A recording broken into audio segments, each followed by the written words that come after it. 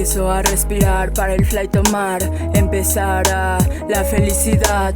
Escapo de mi realidad, sonreír es mi tranquilidad. La realidad es de lo que huyo, pero en este espacio siempre me escabullo. En el cuarto del rap, si estudio, escribo líneas, le hablo a mi futuro. Agradezco un día más en este puto mundo, mundo bueno o malo, nosotros decidimos cómo vivirlo a diario. Negativa o positiva puedo estarlo, nivelando mis emociones lo redacto.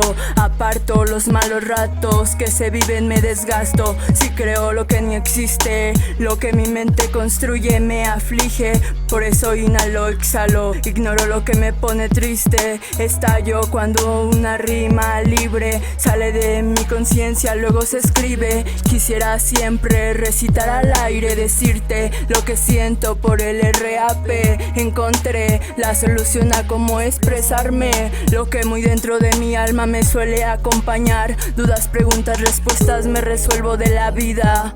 Es difícil entender a otras mentes y la mía ha logrado ser fuerte. Entender lo malo de la gente es posible. Veo que no son felices, desecho los días grises. Poco a poco vivo el presente. El momento loco se puede ir de repente. Mañana tal vez no me encuentre en este viaje, pero no malgaste lo mucho o poco que tengas, vale. Me quejo pero en realidad tengo que agradecer. Cada día que despierto es como renacer. Tanta cosa nueva en el día es un placer. Tanto que hay por ver, he aprendido y me queda mucho por comprender. Quiero crecer y encender mi pensar, ofrecer rimas que te puedan ayudar, dar mi voz con el corazón y no solo por hablar.